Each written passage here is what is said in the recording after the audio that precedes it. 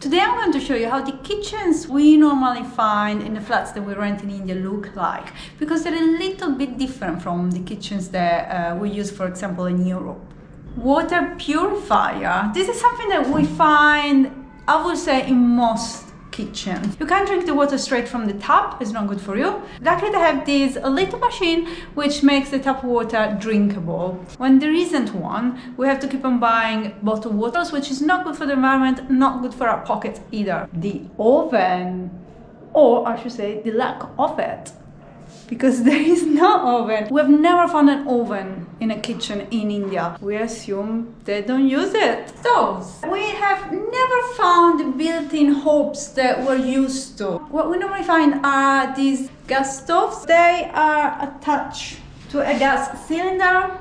They work well. Pots. You would think that pots are kind of the same all over the world.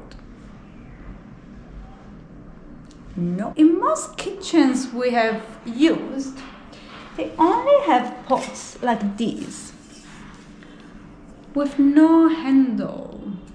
So the first few kitchens we used, we kept on burning our hands, trying to hold them, trying to lift them, until we realized that in all kitchens you always find this very useful piece of equipment.